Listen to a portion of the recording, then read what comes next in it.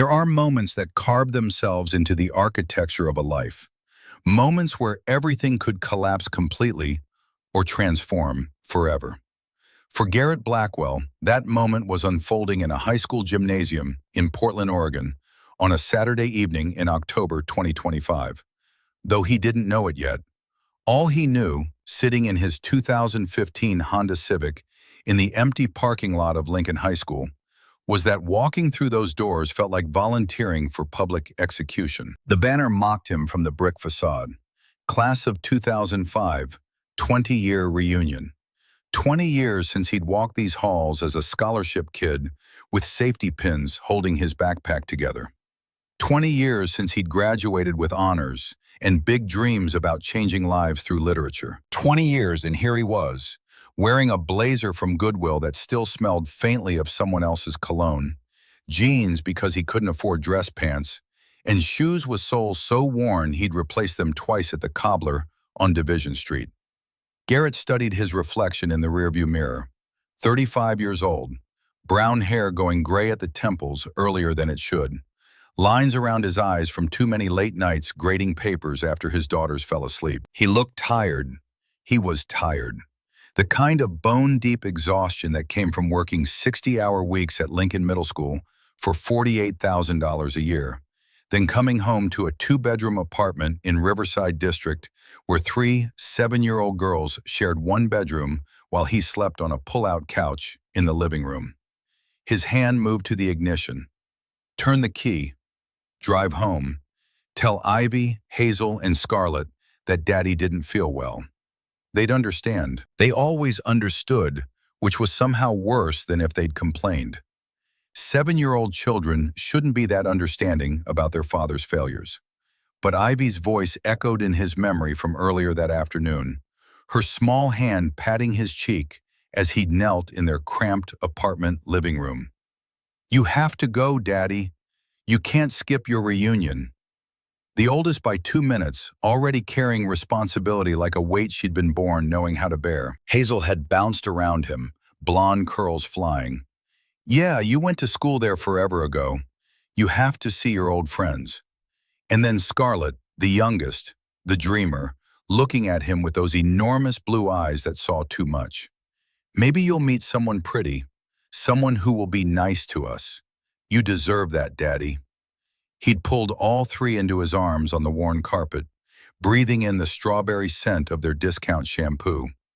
"I already have 3 pretty girls, the prettiest girls in the world. I don't need anyone else." Ivy had touched his face again, her expression too solemn for a child. "You look sad sometimes, Daddy, when you think we're not watching. We want you to be happy." That was the moment Garrett had understood how completely he'd failed at hiding his exhaustion, his worry, his grinding awareness that no matter how hard he worked, it would never be enough. His 7-year-old daughter had been watching him, worrying about him, and the weight of that knowledge sat in his chest like a stone.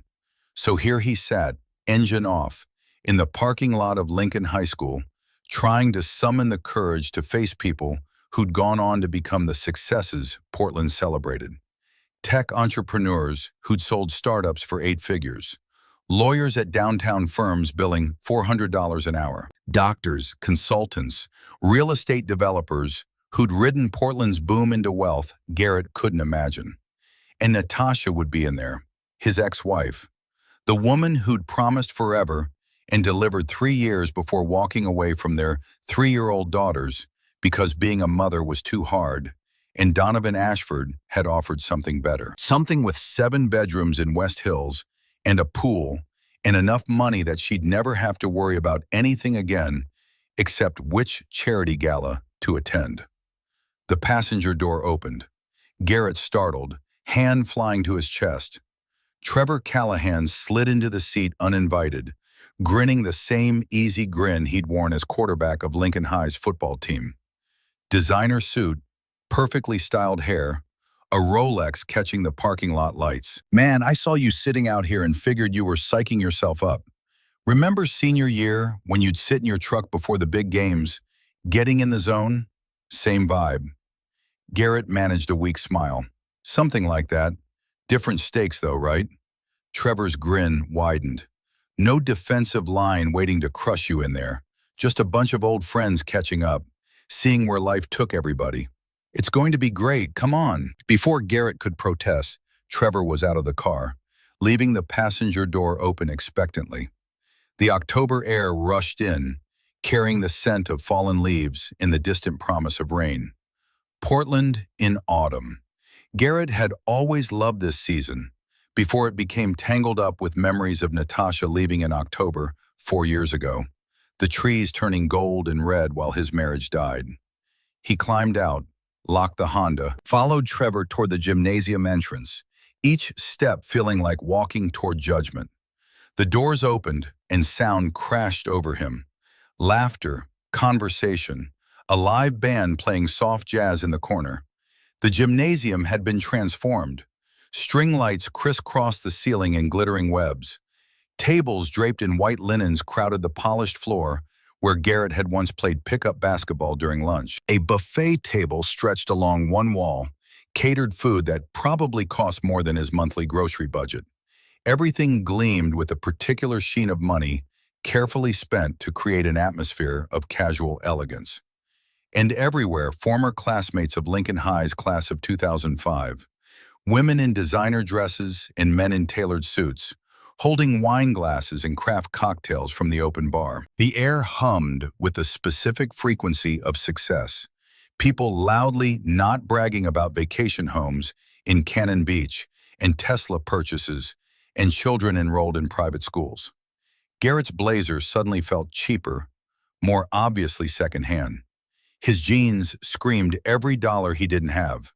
He tracked Trevor through the crowd, hyper-aware of glances that slid over him and away. The barely perceptible flicker of recognition, followed by dismissal. Garrett Blackwell. Oh, right. The scholarship kid. What was he doing now? Teaching, wasn't it? Poor guy. Trevor grabbed 2 beers from a passing server, pressed one into Garrett's hand. Relax, man. You look like you're about to face a firing squad. It's just a party. But it wasn't just a party. It was a showcase, a performance. Everyone displaying the evidence of their success like peacocks fanning elaborate tails. And Garrett had nothing to display except a job that barely paid enough to keep 3 children fed and housed. A decade-old car held together by hope and duct tape, and the kind of bone-deep weariness that came from fighting a losing battle against poverty while trying to teach 12-year-olds why Shakespeare mattered. He sipped the beer. It was good beer, some local IPA from a Portland brewery he'd never been able to afford. Everything here was good, carefully curated to remind everyone of how far they'd climbed from the hallways of Lincoln High.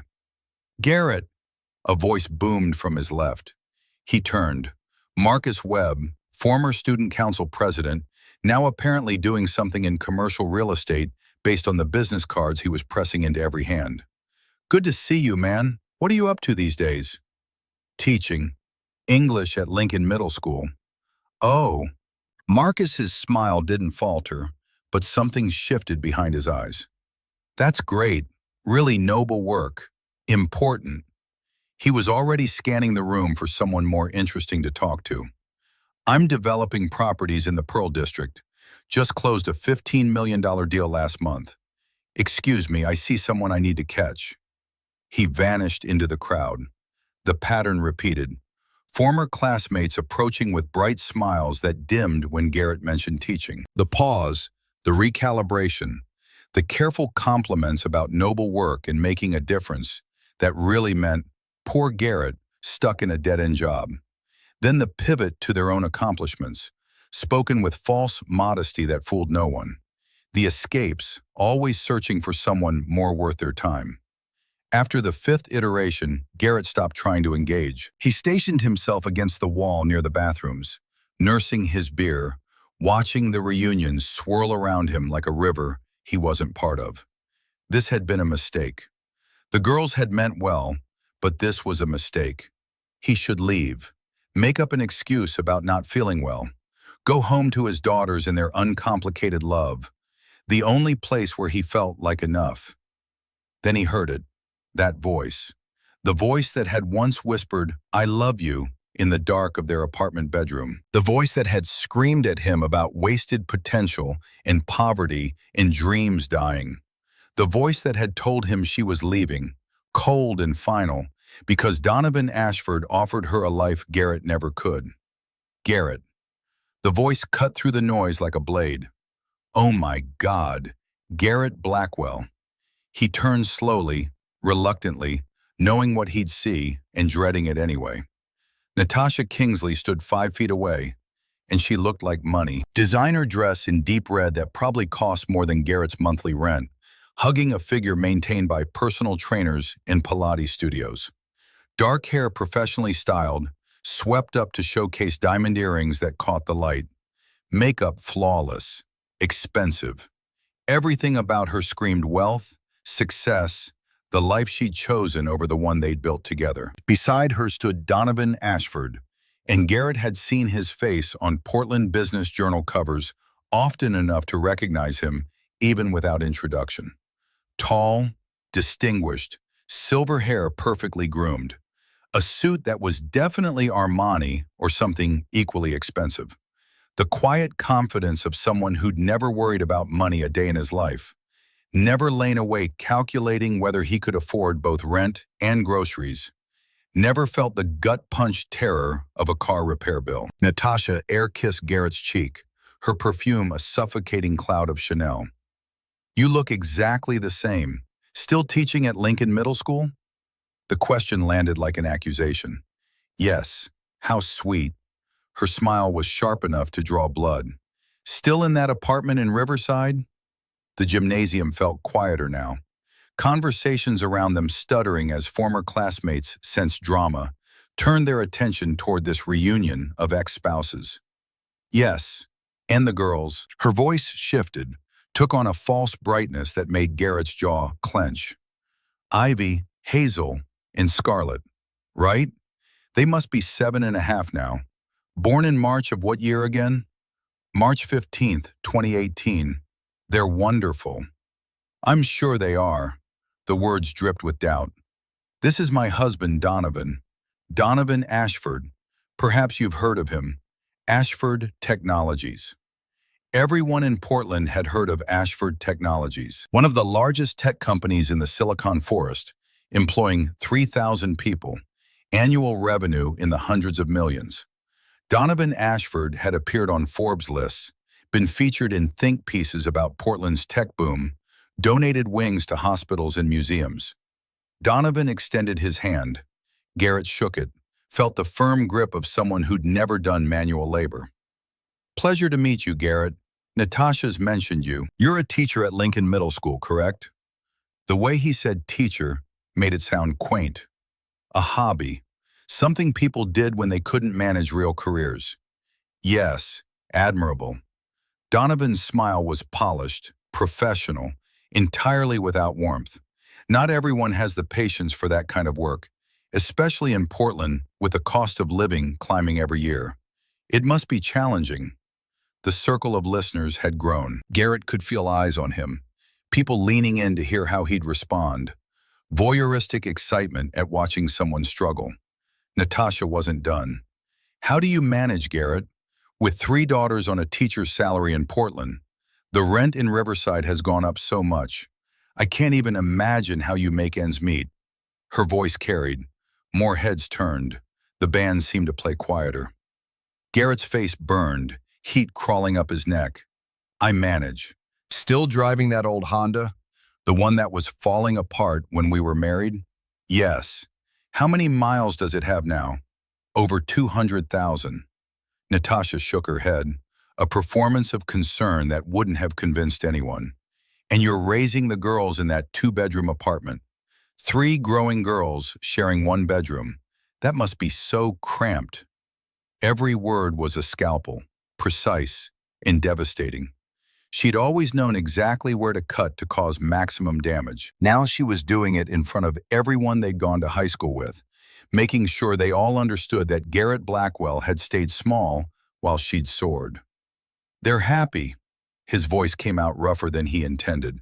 "They have everything they need." "Everything they need." Natasha repeated it like she was tasting something bitter. But surely not everything they deserve. Donovan and I have a 7-bedroom house in West Hills. Pool, game room, home theater. Those girls could have had so much more if... She stopped herself, but the implication hung in the gymnasium air thick enough to choke on.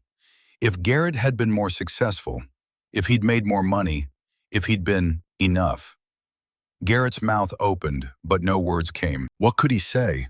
That he worked himself to exhaustion, trying to provide for 3 daughters on a salary that would have been tight for one person, let alone 4. That he hadn't bought himself new clothes in 2 years because every extra dollar went to school supplies and food and the endless expenses of raising children. That he'd cried last week when the Honda's check engine light came on because he didn't know how he'd pay for whatever was wrong. That despite all of it, Ivy and Hazel and Scarlett were thriving, happy, secure, loved. How could he defend a life he wasn't ashamed of, but which suddenly felt crushingly inadequate under the weight of Natasha's gleaming success in the pitying stares of everyone watching? Then a voice cut through the humiliation, warm, confident, carrying the particular authority of someone entirely comfortable in their own skin.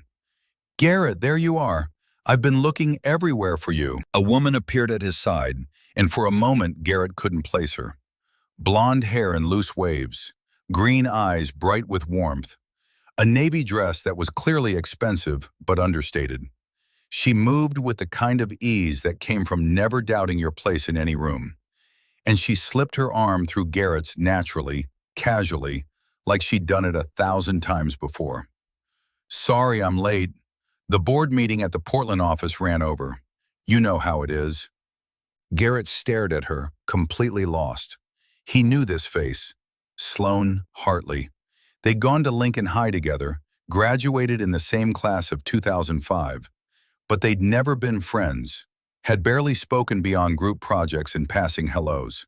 She'd been student council vice president, homecoming court, part of the popular crowd that existed in a different stratosphere from scholarship kids working grocery store shifts. What was she doing? Why was she? Sloane extended her hand to Natasha, perfect poise and professional warmth. "Sloane Hartley, you must be Natasha. Garrett's told me so much about you." Natasha's smile froze on her face, confusion and something else flickering behind her eyes. "Sloane Hartley. Hartley and Associates Events? That's me."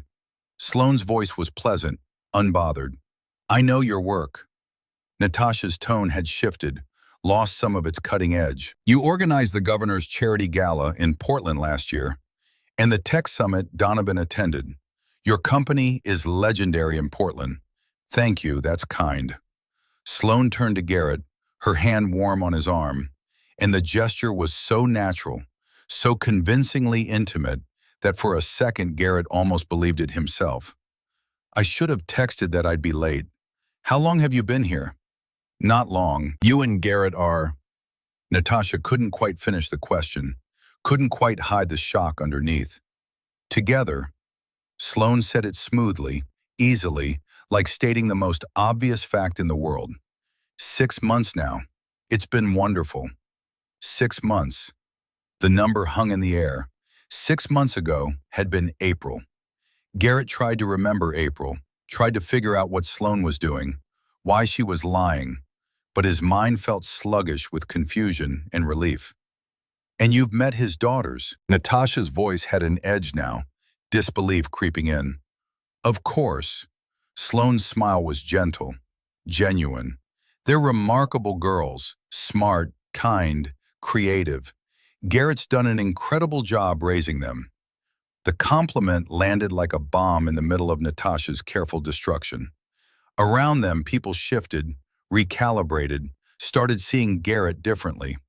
Not the struggling single father barely keeping his head above water, but someone worthy of Sloane Hartley's attention. Someone successful enough, interesting enough, valuable enough to be with a woman who ran one of Portland's most sought-after event companies. "You've met them." Natasha repeated it again, like trying to find the crack in the story. We're together. Sloane's voice was patient, like explaining something simple to a child. Of course I've met them. Ivy wants piano lessons. Hazel is interested in art classes. Scarlett loves science experiments. They're wonderful. Garrett's eyes wide. How did Sloane know their interests? How did she know anything about his daughters? Donovan stepped forward, interest replacing condescension in his expression. Hartley and Associates. I've been trying to book you for our annual Ashford Technologies Gala for 2 years. Your waiting list is legendary. It's been busy, Sloane agreed, but rewarding. Building something from nothing, that's satisfying. Teaching must be similar. Donovan looked at Garrett now with actual curiosity instead of dismissal. Building young minds, that's valuable work, important work. For the first time all evening, the comment sounded genuine. It is, Garrett managed to get the words out, still reeling from whatever performance Sloane was staging, and why. We should get drinks. Sloane was already steering Garrett away, her hand still on his arm, proprietary and comfortable. Lovely to meet you both. She guided him through the crowd of former Lincoln High students, away from Natasha's shocked face and Donovan's reassessing stare, away from the circle of listeners buzzing with new gossip. She didn't stop until they'd reached a quiet corner near the emergency exit, far from the band and the buffet and the eyes. Garrett found his voice. What just happened? Sloane released his arm, leaned against the wall. You were being humiliated. I stopped it. By lying? By pretending to be my girlfriend? By giving you armor. Her green eyes were steady on his. That woman was tearing you down in front of everyone. Someone needed to build you back up. But why? Garrett shook his head, trying to make sense of it. We barely know each other. We went to Lincoln High together, but we never even talked. We talked. Sloane's voice was quiet. You just don't remember. When? Do you remember junior year, AP English, when we read Romeo and Juliet? The subject change threw him. Yeah? You wrote a paper about how the real tragedy wasn't their deaths. It was that they were brave enough to love, but the world wasn't brave enough to let them. About how the adults destroyed something beautiful because they were too cowardly to change. Garrett blinked. He did remember that paper. Mrs. Henderson had cried reading it aloud to the class, had told him it was the best student essay she'd seen in 20 years of teaching. But I don't remember you being in that class. I sat 3 rows behind you. Sloane's smile was soft, edged with something Garrett couldn't quite read. And I thought that paper was the most beautiful thing I'd ever heard. I had a crush on you for all of junior year. The gymnasium seemed to tilt. You had a crush on me? I was too scared to talk to you. She met his eyes. We were from different worlds at Lincoln High. You were the scholarship kid working at Fred Meyer on weekends. I was student council, homecoming court, all that surface stuff. I thought you'd never be interested in someone like me. The reverse of everything Garrett had assumed, the social hierarchy inverted. Sloane straightened from the wall. But I'm not scared anymore. Let me help, Garrett. Let me be your friend. Let me make sure that woman doesn't tear you down anymore. Something cracked open in Garrett's chest, something that had been sealed shut since Natasha left 4 years ago. Why would you do this? Because 18 years ago, I should have been brave enough to talk to you. Because you deserve someone in your corner. Sloane paused, and her voice dropped lower. And because I'd really like to meet your daughters, if you'd let me. Garrett looked at this woman who just lied for him, who'd stepped between him and public humiliation without hesitation, who claimed to remember a paper he'd written in 11th grade. This woman he'd never really known, who was offering something he couldn't quite name, but desperately needed. Okay. The word came out quiet. Okay. But Garrett, I need to be honest about something. Sloane's expression shifted, vulnerability replacing the confident performance from moments ago. I don't know what I'm doing. I work 80 hours a week. I'm terrible with kids. I might mess this up completely. The admission made her more real, less like some impossible savior and more like a person, flawed and uncertain. That's the most honest thing anyone said to me in years. Garrett found himself almost smiling. But I want to try. Her voice was firm again. If you'll teach me. Outside the gymnasium, October rain had started falling on Portland, tapping against the windows. Inside, the reunion continued. Former Lincoln High students drinking and laughing and comparing lives. And in the corner by the emergency exit, two people who'd orbited each other without connecting for 18 years stood on the edge of something neither quite understood yet. Garrett thought about his daughters waiting at home in their cramped Riverside apartment. Thought about Ivy's worried eyes and Hazel's endless optimism and Scarlett's dreams of being a princess scientist. Thought about how they'd told him to go to the reunion, to maybe meet someone nice, because 7-year-olds shouldn't have to worry about their father's loneliness. Same time next week? Sloan asked. Coffee? You can bring the girls. Let me try to be the friend you deserve. And Garrett, standing in his Goodwill blazer and worn shoes, carrying 4 years of single parenthood and exhaustion, and fighting to give his daughters everything on nothing, made a decision. Made a choice to trust someone for the first time since Natasha had walked out the door and never looked back. Okay, he said it again, stronger this time. Next Sunday. There's a coffee shop on Division Street near my apartment. Sloane's smile was bright enough to light the dim corner. It's a date. Not a date, a friend date. She laughed, suddenly uncertain again. I'm already messing this up. You're doing fine. And Garrett meant it. They exchanged phone numbers. Sloane typed his contact into her iPhone with quick, efficient fingers. Garrett watched her, still half convinced this was some elaborate dream or cruel joke, that he'd wake up or she'd laugh and walk away, leaving him alone again. But she didn't walk away. She squeezed his hand once, warm and real, and her green eyes were serious when she spoke. I know you don't know me. I know this is strange, but I meant what I said. You deserve someone in your corner, Garrett Blackwell, and I'd like to be that person. Then she was gone, disappearing back into the crowd of former students and success stories. Garrett stayed in his corner, hand tingling where she'd touched it, mind spinning with the impossibility of the last 20 minutes. Across the gymnasium, Natasha was watching him. Even from this distance, Garrett could see the calculation in her eyes. The wheels turning. She'd seen everything. Seen Sloane's performance, the easy intimacy, the transformation of Garrett from object of pity to someone interesting, someone worth a woman like Sloane Hartley's time. And Garrett, who'd walked into this reunion feeling like a failure, who'd been moments away from fleeing to his car and never returning, stood a little straighter. Let Natasha watch. Let everyone watch. For the first time in 4 years, something had shifted, something had changed. He didn't know what Sloane Hartley wanted, didn't understand why she'd lied for him or what she expected in return.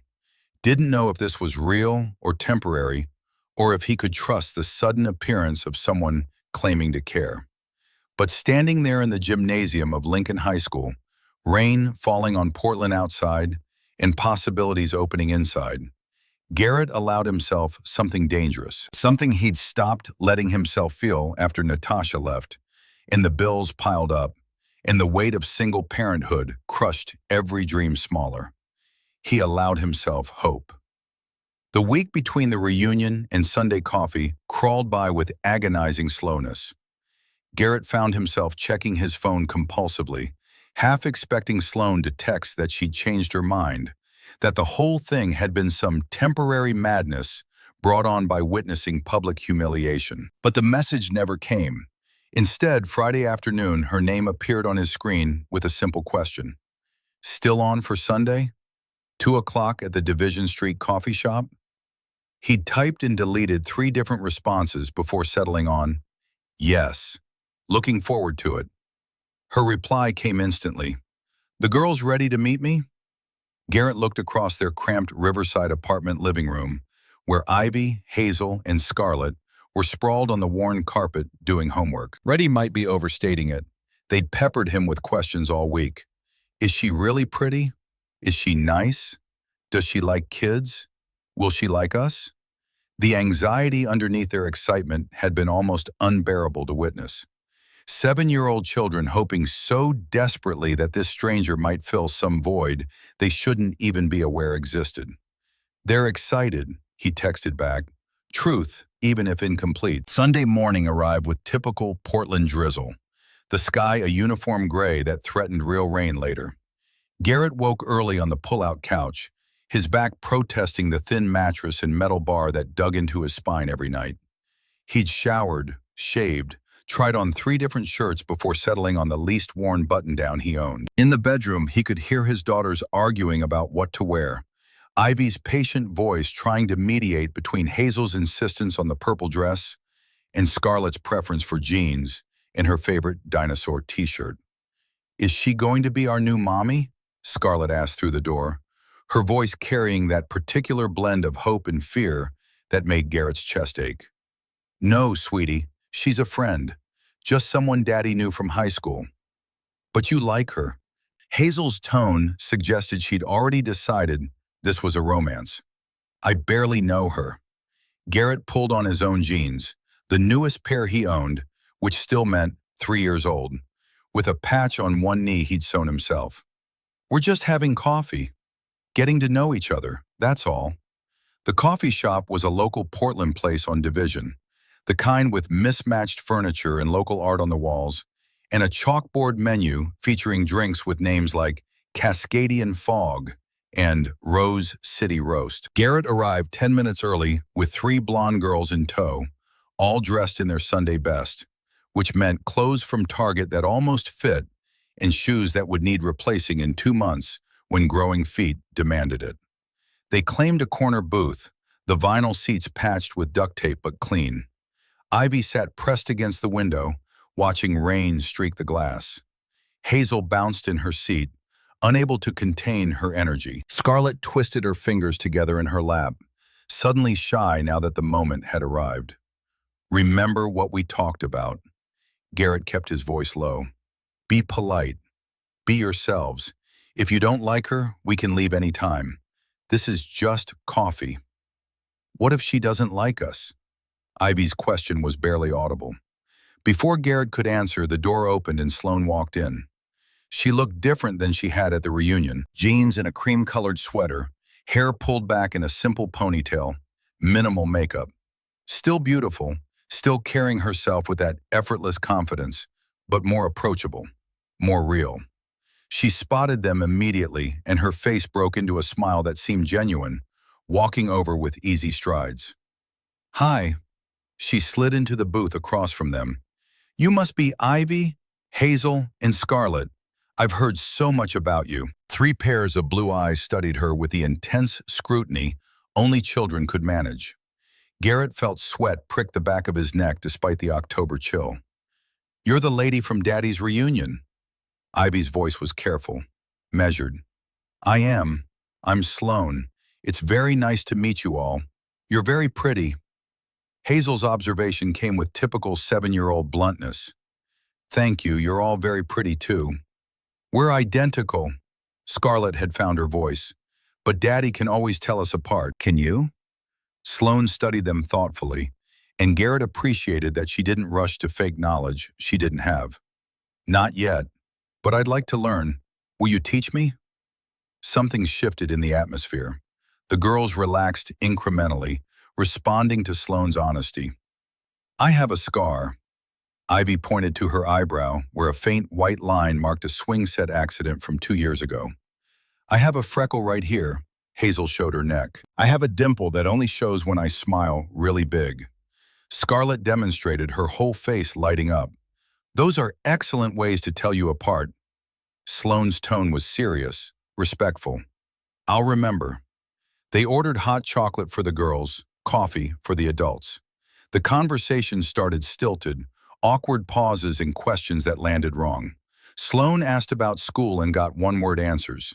She tried discussing favorite books and met polite disinterest. Garrett watched her struggle, saw frustration flash across her face before she buried it behind another smile. Then disaster struck. Hazel, gesticulating while talking about her art class, knocked her hot chocolate across the table. The cup overturned, brown liquid flooding towards Sloane's side of the booth. Garrett lunged for napkins, but Sloane was faster, already grabbing the dispenser, soaking up the spill without flinching. Her sweater sleeve got soaked. Chocolate splattered her jeans, but she was laughing, not angry, helping Hazel mop up the mess. Don't worry about it. I once spilled an entire carafe of coffee on the governor during a planning meeting. This is nothing. Hazel giggled, tension breaking. Really? Really? Sloane's eyes sparkled. He was very gracious about it, but I thought I was going to die of embarrassment. After that, something loosened. The girls started actually talking, telling Sloane about their school and their teachers and the stray cat that lived behind their riverside apartment building. Sloane listened with what seemed like genuine interest, asking follow-up questions that showed she was actually paying attention. But an hour in, Garrett could see exhaustion creeping into Sloane's expression. The effort of engaging with three energetic 7-year-olds was taking its toll. The girls were getting restless too, the initial excitement fading into fidgeting. We should probably head home. Garrett signaled for the check. It's almost nap time. We don't take naps anymore, Hazel protested, but her yawn undermined the argument. Outside, Portland rain had intensified to a proper downpour. They stood under the coffee shop awning, awkward goodbyes looming. That was harder than I thought. Sloane's admission came quietly, pitched below the girls' hearing as they compared who could catch the most raindrops. I don't know how to talk to kids. I asked about homework. Who asks 7-year-olds about homework? You showed up. Garrett found himself smiling despite the disaster he could feel the afternoon had been. That's what matters. I want to be better at this. Then we'll figure it out together. Sloane looked at him, rain misting her hair, vulnerability written across her face. Same time next week? And Garrett, standing in the rain with 3 daughters and a woman who'd crashed into his life like a meteor, found himself saying yes. The weeks that followed developed a rhythm. Every Sunday, Sloane appeared at the Division Street coffee shop. Every Sunday, she tried. She was terrible at it initially. Week 2, she brought elaborate French pastries from a downtown Portland bakery, excited to teach the girls about food. They took one bite of the expensive croissants and asked for chicken nuggets. Week 3, she tried helping Hazel with math homework and over-explained fractions so thoroughly that Hazel ended up more confused than before. Garrett had to step in, break it down simply. Watching Sloane watch him was something like wonder. But she kept showing up. That was the thing that mattered most. Every Sunday, without fail, Sloane Hartley appeared in their lives and tried. Week 4, something shifted. Sloane stopped trying to impress them.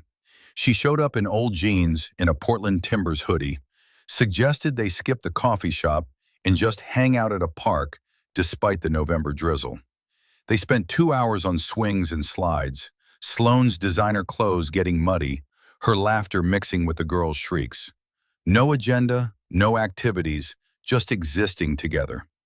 That was the day Ivy took her hand unprompted, small fingers wrapping around Sloane's. That was the day Garrett felt something crack open inside his chest, something he'd thought permanently sealed. By December, Sloane had integrated into their Sundays so completely that the girls started asking about her during the week. When is Sloane coming? Can we show Sloane our Christmas crafts from school? Does Sloane like cookies? We should make cookies for Sloane. Christmas approached and Garrett found himself in familiar financial panic. The girls had written letters to Santa asking for things he couldn't afford. Ivy wanted a real piano to practice on, not just the keyboard they'd borrowed from a neighbor. Hazel wanted an art set with actual quality supplies. Scarlett wanted a chemistry kit because princess scientists needed proper equipment. Garrett did the math, looked at his bank account, felt the familiar sinking in his stomach. Then Sloane showed up on Christmas Eve with 3 wrapped boxes, modest in size, but perfectly chosen. A beginner piano book for Ivy, spiral bound with colorful illustrations. A sketch pad and colored pencils for Hazel, not the expensive set but better than the dollar store versions. A kid's science kit for Scarlett, age-appropriate and safe. The girls were delighted, throwing themselves at Sloane with hugs and thank yous. Later, after the girls had finally crashed from sugar and excitement, sleeping in a tangled pile in their shared bedroom, Garrett found his own gift from Sloane. A frame containing a drawing all three girls had made for him, something Sloane must have orchestrated without him knowing. Stick figures labeled Daddy, Ivy, Hazel, Scarlett, and in careful 7-year-old handwriting, the best daddy in the world. He'd cried right there in his cramped Riverside living room, and Sloane had simply handed him tissues, without comment or judgment. January brought a shift in their relationship. Sloane started staying later on Sundays, helping with dinner, reading bedtime stories when Garrett was too exhausted. She was there one Tuesday evening when Garrett had parent-teacher conferences at Lincoln Middle School and couldn't get home until 8. She'd picked the girls up from their after-school program, made them mac and cheese, supervised homework. When Garrett arrived home, his daughters were bathed and in pajamas, Sloane reading Harry Potter aloud in voices that made them giggle. "You didn't have to do this." Garrett stood in the doorway of the girls' bedroom, watching this scene that felt simultaneously foreign and exactly right. "I wanted to." Sloane marked her place in the book. "Besides, I needed the practice." After the girls were asleep, they sat on Garrett's threadbare couch with cheap wine from Trader Joe's. The conversation meandered through work stress and childhood memories and the particular exhaustion of caring for small humans. Then Sloane went quiet, her expression shifting to something more serious. "I need to tell you something." Her fingers twisted around the wineglass stem. "That first night at the reunion, when I said I wanted to help you, that wasn't the whole truth." Garrett's stomach dropped. Here it was, the reveal that this had all been some elaborate game or social experiment or pity project. "The truth is, I saw myself in you that night." Sloane's voice was steady, but her eyes were fixed on the wine, not meeting his. "My senior prom at Lincoln High, my father showed up drunk, caused a scene. My date, Chad Morrison, he was football team captain, Mr. Popular. He broke up with me right there in front of everyone, said my family was embarrassing." I remember that. Garrett did, vaguely. Remembered whispers in the hallway Monday morning, remembered Sloane missing school for a week. Everyone watched. Everyone pitied me. And I stood there wishing someone, anyone, would stand up for me. But nobody did. Sloane finally looked at him. "So when I saw Natasha doing that to you, I couldn't walk away. Not again. Not when I could be the person I needed 18 years ago." The confession sat between them, raw and honest. "So this isn't about me." Garrett tried to keep his voice neutral. "This is about you fixing your own past." "No." Sloane set down her wineglass, turned to face him fully. "It started that way, maybe. But Garrett, spending time with you and the girls, that's become the best part of my week. I'm not doing this to fix anything. I'm doing this because I choose to be here." "Why?" "Because you wrote a paper about love being worth the risk when you were 17. Because you work yourself to exhaustion, giving your daughters everything you can. Because you're kind and patient and you make me want to be better than I am." Something was building between them, unspoken but undeniable. Garrett could feel it in the air, electric and terrifying. "I'm falling in love with you." Sloane's voice dropped to barely above a whisper. "And I'm scared to death because I've never let anyone this close. But I needed you to know." Garrett's heart hammered against his ribs. "I'm scared too. Terrified that you'll realize this is too hard, too messy, that we're not worth it." "You are worth it." Sloane reached for his hand. "All of you. Stop waiting for me to leave." "How do I know you won't?" "Because I'm still here. Because I keep showing up. Because when I look at your life, at this apartment and your beautiful daughters and your teaching that actually matters, I don't see poverty. I see richness. Everything important." Garrett leaned forward and kissed her, slow, careful, full of 4 months of building trust and hope. She kissed him back, her hand coming up to cup his face, and for a moment, everything was perfect. Then a small voice from the hallway, "Daddy, are you kissing Sloane?" They broke apart to find 3 blonde girls in matching pajamas standing in the doorway, eyes wide. We heard talking. Ivy's explanation was delivered with the solemnity of a guilty confession. "Does this mean Sloane is your girlfriend?" Hazel bounced on her toes, excitement overriding any sense of appropriate bedtime. "I think it does." Garrett looked at Sloane, who was blushing but smiling.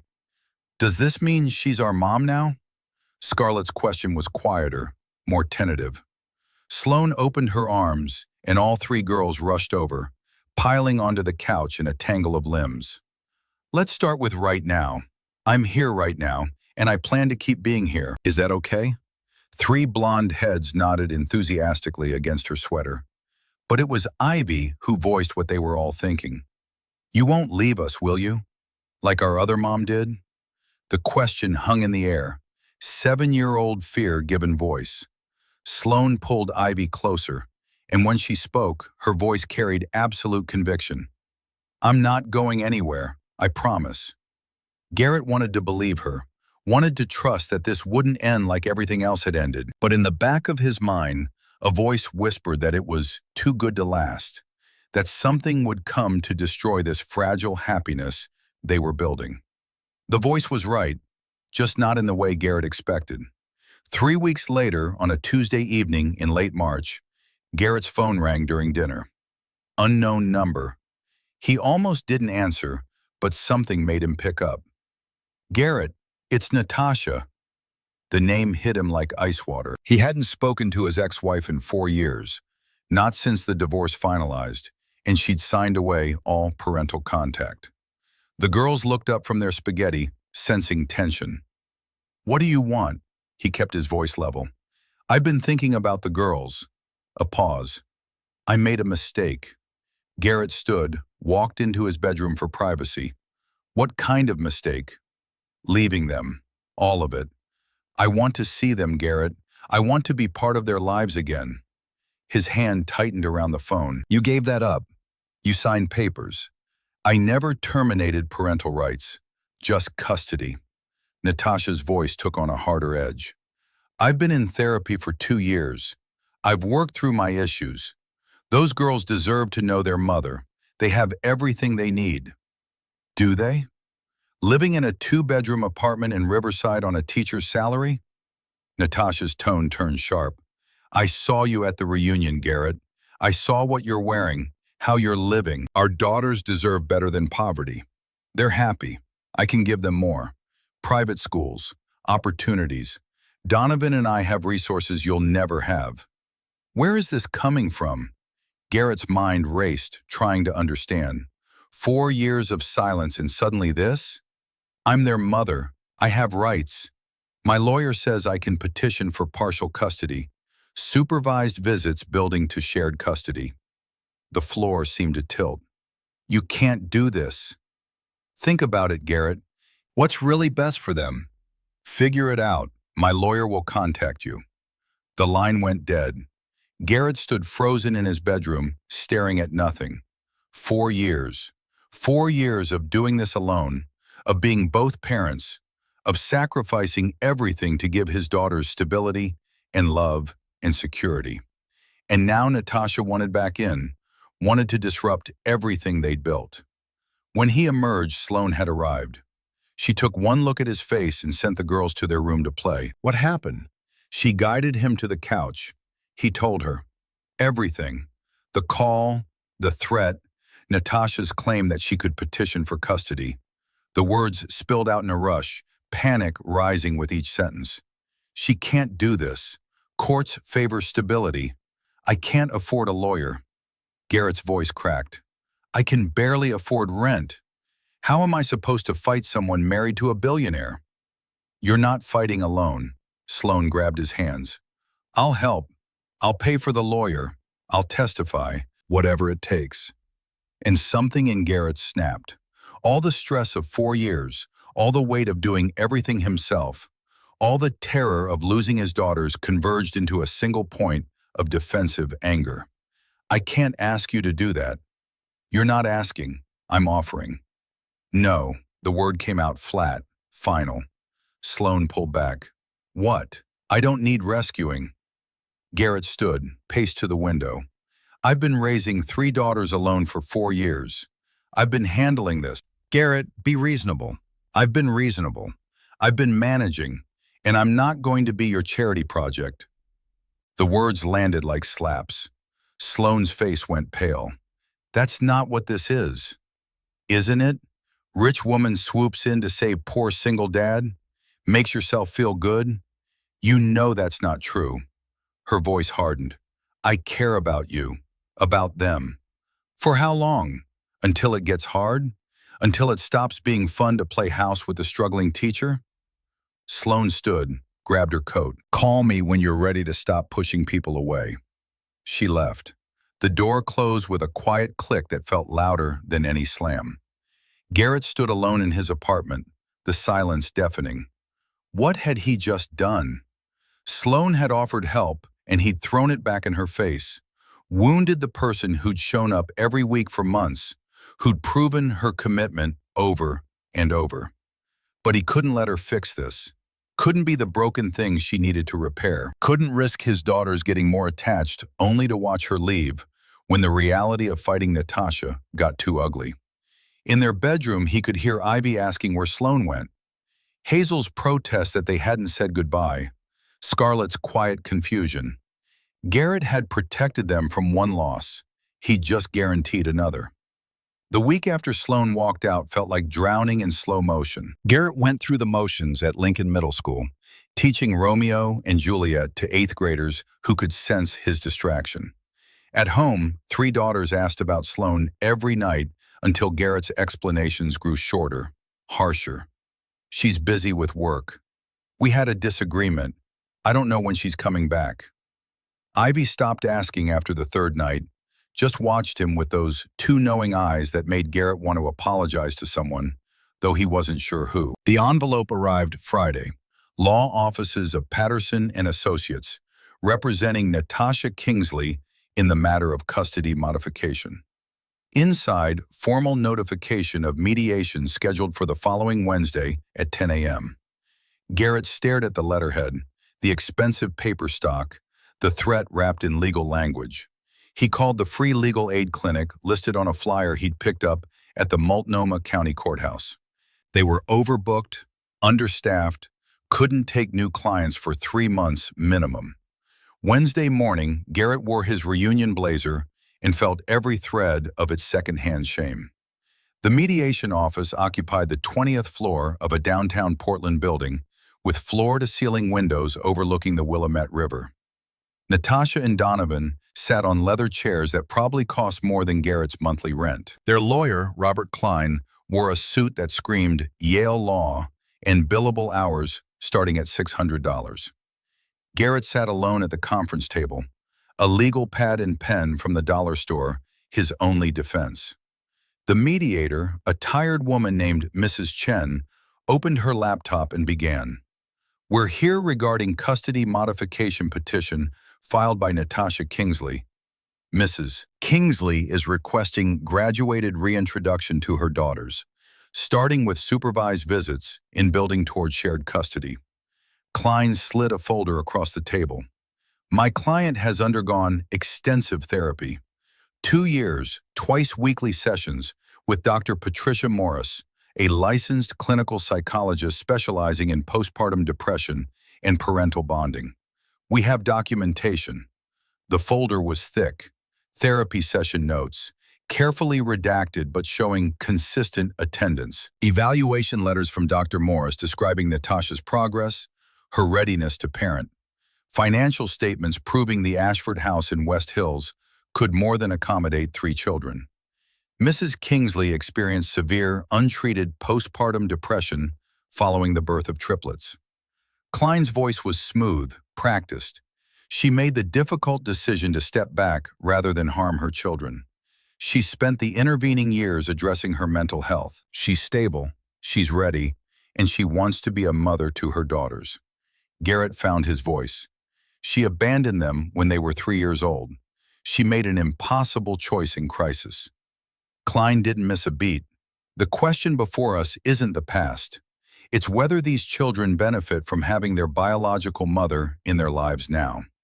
The mediation proceeded like execution disguised as conversation.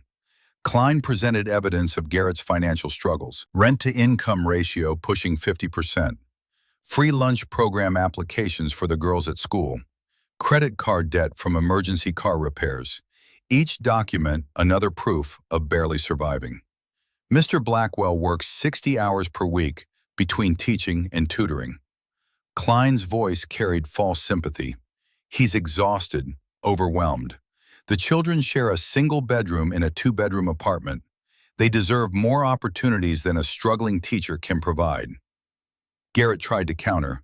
My daughters are thriving. I have report cards, teacher evaluations. Ivy, Hazel, and Scarlett are happy, well-adjusted. Klein cut him off with photos. The Ashford estate in West Hills. 7 bedrooms, pool, game room, home theater. A bedroom decorated for each girl, ready and waiting. Tuition accounts established at Portland's best private schools. We're not asking Mr. Blackwell to give up custody. Klein's smile was predatory. Just to share it. Allow Mrs. Kingsley to be part of their lives. Surely he wants what's best for his daughters. The mediation lasted 90 minutes. Mrs. Chen concluded by recommending formal court proceedings. Mr. Blackwell, I strongly suggest you retain legal counsel. Outside the building, Natasha stopped him on the sidewalk. Garrett, this doesn't have to be a fight. Just let me see them. Let me try. You had 5 years to try. His hands shook. You chose Donovan's money over your children. I was sick. Natasha's voice cracked, and for a second she sounded almost human. I'm better now. Don't punish them because you hate me. Garrett walked away without answering. Took the MAX train back to Riverside because parking downtown cost $20 he didn't have. Sat in his apartment that afternoon calculating the impossible math. Lawyers cost retainers of $5,000 minimum. Court costs, expert witnesses, evaluations. He had $800 in savings, most of it earmarked for the girls' summer day camp. That night, Ivy asked why he looked so sad. Hazel wanted to know if they were moving. Scarlett asked if they'd done something wrong. 3 8-year-olds trying to understand why their world felt unstable, and Garrett had no answers that wouldn't terrify them more. Thursday evening, desperation drove him to Sloane's office in the Pearl District. Her company occupied the 3rd floor of a converted warehouse, all exposed brick and industrial chic. The receptionist recognized him, offered a practiced smile. Miss Hartley is in a meeting. Can I take a message? I'll wait.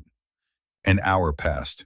Garrett sat in the lobby watching Portland professionals come and go, every one of them more successful and put together than he'd ever be. Finally, Sloane emerged from a conference room, stopped short when she saw him. Garrett, her voice was carefully neutral. Can we talk? Please? She led him to her office. Windows overlooked the Pearl District, the kind of view that came with success Garrett couldn't fathom. Sloane leaned against her desk, arms crossed, waiting. I'm sorry. The words felt inadequate.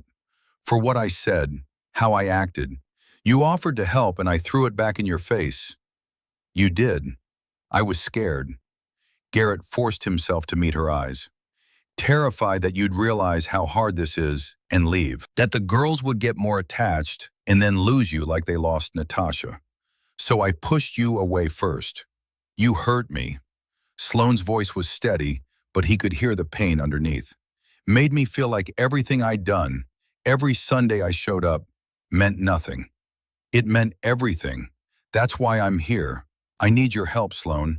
Not because I can't do this alone, but because I don't want to. Something shifted in her expression. I'm terrified I'm going to lose them. Garrett's voice broke. Natasha has unlimited money, lawyers, this perfect life to offer. I have a 2-bedroom apartment and a teacher's salary and love. And I'm scared to death that love won't be enough. Sloan moved closer. Tell me what you need. A lawyer. Someone who can fight Klein and his firm. I can't afford it. I'm asking for help not because it's easy, but because my daughters are worth swallowing my pride. Partners? Her question echoed their reconciliation from months ago. Partners. Sloan pulled him into a hug, and Garrett felt something he'd been holding too tight finally release. She made calls that night. By Friday afternoon, Garrett had a consultation scheduled with Amanda Pierce, one of Portland's best family law attorneys. Amanda's office was in a high-rise downtown, her hourly rate something Garrett couldn't even conceptualize affording. Sloan is handling my retainer. Amanda's directness was oddly comforting. Let's talk about your case. They spent 3 hours building strategy. Amanda reviewed the mediation notes, made lists of witnesses and documentation they'd need. Teachers from the girls' school. Neighbors who could testify to Garrett's parenting. Medical records showing consistent care. Photos documenting their life. Sparse but filled with love. Klein will attack your finances. Amanda's assessment was blunt. Paint you as barely managing, unable to provide enrichment. We counter with stability and attachment. Those girls have known only you for 5 years. Disrupting that causes harm. What about Sloan? Can she testify? How long have you been together? Officially? 6 months, almost 7. Amanda's expression stayed neutral, but Garrett saw the calculation. They'll say it's too new, that you're using the relationship to appear more stable. It's real, Garrett's voice was firm. She's been part of our lives, part of the girls' lives. They love her. Then we use that, carefully. Show the support network you've built. Over the next 2 weeks they prepared. Mock testimony sessions where Amanda played Klein, asking brutal questions designed to make Garrett defensive. How do you explain working 60 hours per week when your daughters need supervision? Why should the court believe you're providing adequate enrichment? Isn't it true you can barely afford to keep them clothed? Garrett learned to answer calmly, redirect to what mattered. I work hard to provide stability. My daughters are thriving in school, emotionally secure. We may not have material wealth, but they have consistency and unconditional love. Sloan sat through some sessions, Amanda coaching her as well. You'll be attacked. Klein will suggest you're motivated by the relationship, not the girl's welfare. Your work hours, your lack of parenting experience. Be ready. The night before court, Garrett couldn't sleep. He lay on the pull-out couch, staring at the ceiling of his Riverside apartment, listening to Portland rain against the windows.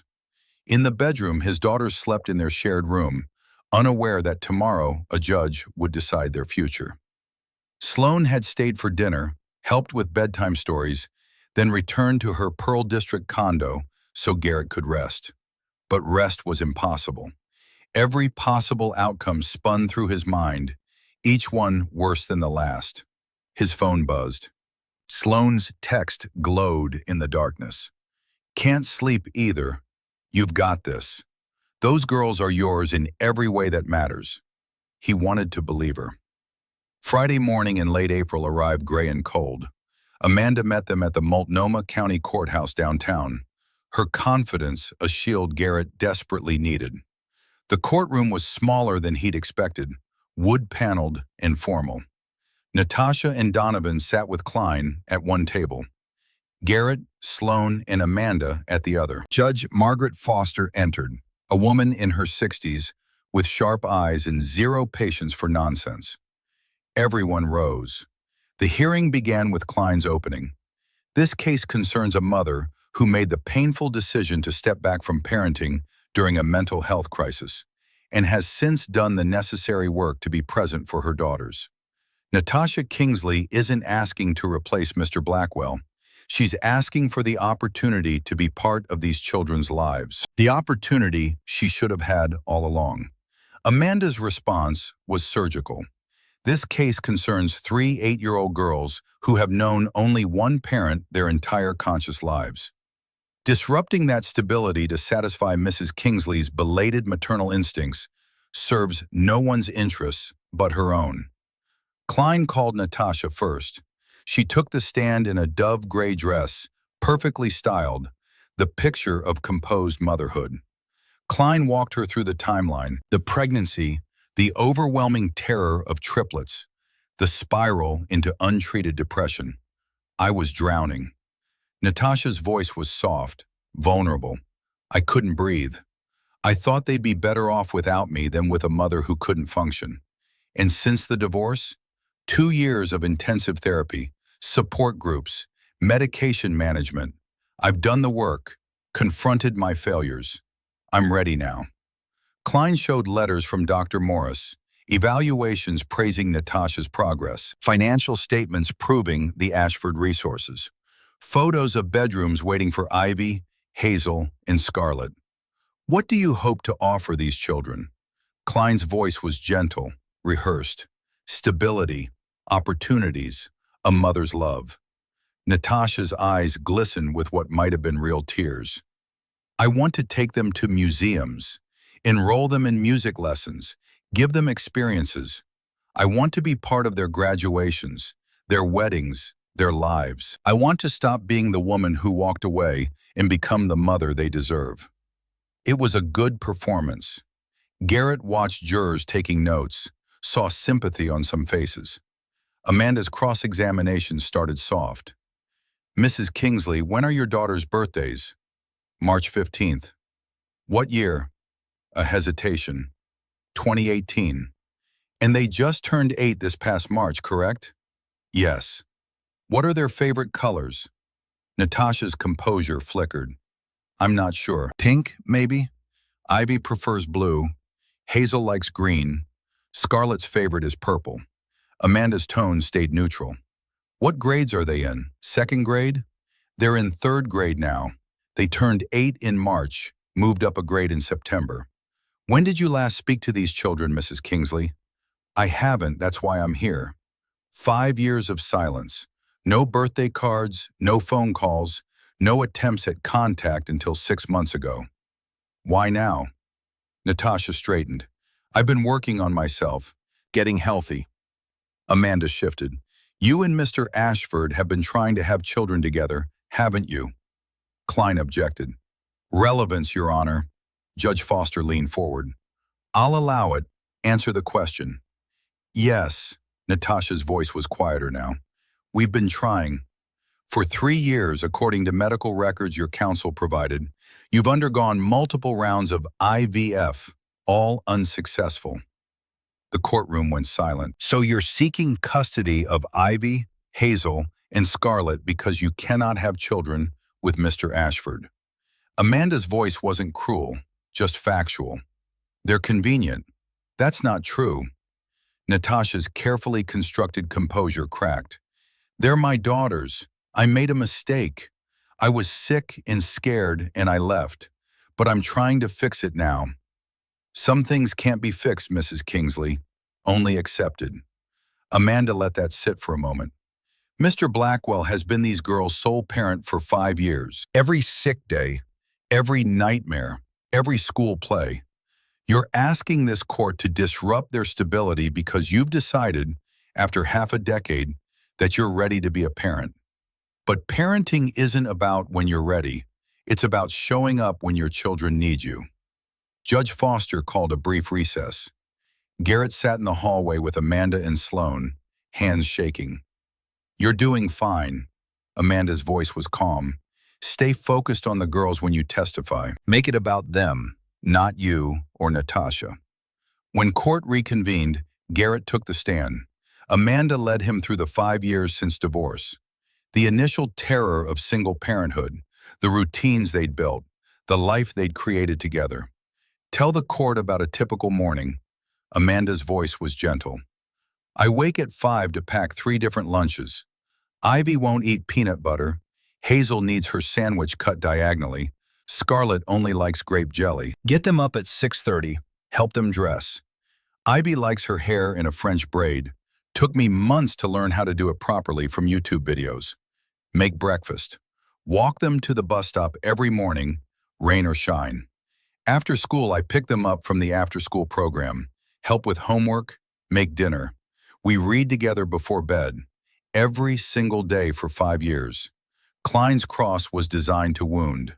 Mr. Blackwell, you work 60 hours per week, correct? I work to support my daughters. You're exhausted.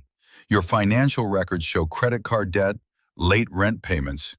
Wouldn't they benefit from having two parents to share that burden? They benefit from having a parent who's actually there.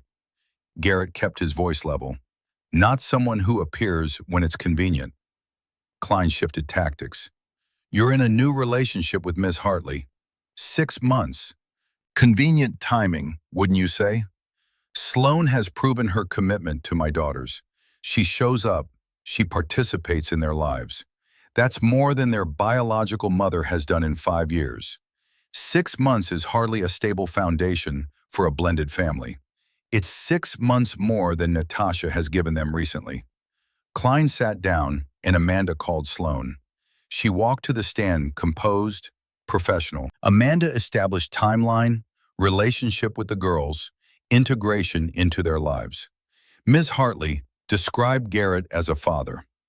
Sloan's voice was clear. He's the most devoted parent I've witnessed. He wakes before dawn to make 3 different lunches because each girl has specific preferences. He learned to French braid from YouTube at midnight. He works exhausting hours and still never misses a school event. He may not have wealth, but his daughters are rich in everything that actually matters. And the girls themselves? What are they like? Happy, secure. Ivy wants to be a teacher like her father. Hazel draws constantly, processes emotions through art. Scarlett asks endless questions about science because she wants to understand how the world works. They're thriving because they have a father who sees them, truly sees them, every single day. Klein stood for cross. Ms. Hartley, you work 50 to 70 hours per week running an event company, correct? Yes. You've never been married, never had children. What qualifies you to assess what's best for these girls? Sloan met his eyes directly. I'm qualified to recognize love when I see it. I've spent 6 months watching Garrett Blackwell be the kind of parent most people only aspire to. I'm testifying because 3 8-year-old girls deserve to stay with a parent who actually knows them. Sloan's voice carried absolute conviction. Natasha Kingsley doesn't know their favorite colors, their current grade level, anything real about who they are. But Garrett does. And removing them from his sole custody would be the greatest injustice this court could commit. The courtroom fell silent.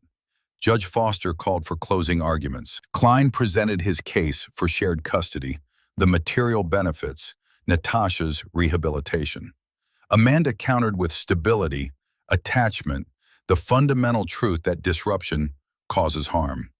Then Judge Foster spoke, and everyone leaned forward. I've reviewed all evidence and testimony. This is indeed difficult. Garrett's heart hammered so hard he thought everyone could hear it. Mrs. Kingsley has clearly worked on her mental health. She appears sincere in her desire to build relationships with her daughters. However, the judge's voice sharpened. This court's primary concern is the welfare of the children, not the fulfillment of parental desires. You voluntarily chose not to seek custody in the original divorce, Mrs. Kingsley. You had no contact with these children for 5 years. You don't know basic facts about their lives. Your testimony suggests this petition is motivated less by genuine relationship building and more by your inability to have children with your current spouse. Mr. Blackwell has been the sole custodial parent for 5 years. School records show these children are thriving academically and socially. Teacher testimonies describe happy, well-adjusted girls. The psychological evaluation shows secure attachment to their father. Disrupting that stability would cause measurable harm. Garrett couldn't breathe. I am denying the petition for custody modification. Mr. Blackwell will remain sole custodial parent. The gavel came down. Garrett's legs went weak. Sloan grabbed his hand, and he heard Amanda exhale beside him. They'd won. His daughters were staying with him. Safe, secure, home. Outside the courthouse, Portland rain had started, light and clean. Natasha stood on the steps with Donovan, and for a moment their eyes met. This isn't over. Her voice was quiet but carried. Yes, it is. Garrett's voice was firm but not angry. You made your choice 5 years ago. Those girls have a life, a parent who shows up every day. That's not going to change. They're my daughters. No, biology doesn't make you a parent. Being there does. I was there for every nightmare, every fever, every moment they needed someone. Where were you? Natasha had no answer. She walked to their car with Donovan, and Garrett watched them drive away. Amanda left with promises to send final paperwork. Sloan and Garrett stood on the courthouse steps, rain falling around them. The weight Garrett had carried for weeks, months, years, finally lifted. We won. He turned to Sloan. We actually won. You won.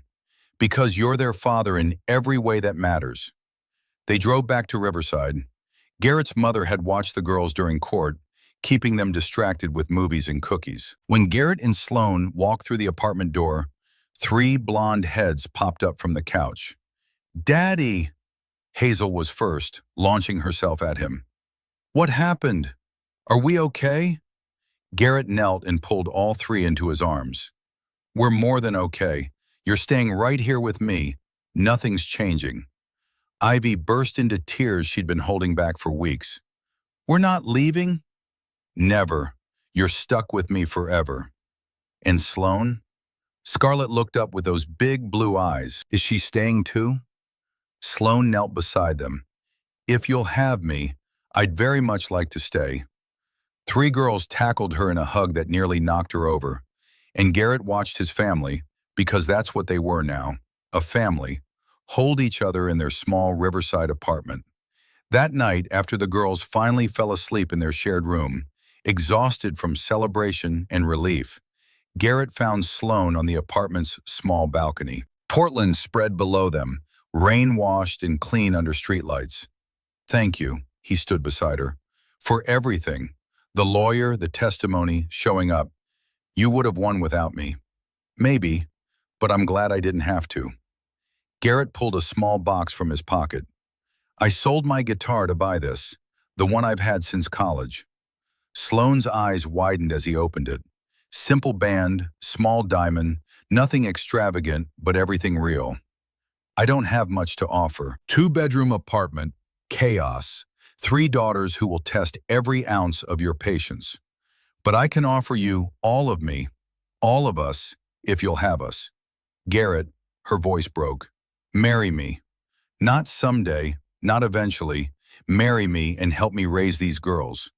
Be their mother in all the ways that matter. Be my partner in this beautiful mess we're building. Sloan didn't hesitate. Yes, of course, yes. He slipped the ring on her finger and kissed her there on a balcony in Riverside, while Portland rain fell soft around them. Inside the apartment, 3 girls slept secure in the knowledge their world was stable. And for the first time in 5 years, Garrett Blackwell allowed himself to believe that happiness wasn't just possible, it was real. It was here, and it was his to keep. They stood holding each other as rain turned to mist. 2 people who'd found each other across 18 years in countless obstacles. Below them, Portland glittered with possibility. Inside, 3 daughters dreamed of princess scientists in art and teaching. And Garrett finally understood that worth was never measured in bank accounts or square footage or material success. It was measured in moments like this, standing in the rain with the woman he loved, knowing his daughters slept safe behind him, understanding that the richest life was simply one filled with people who stayed.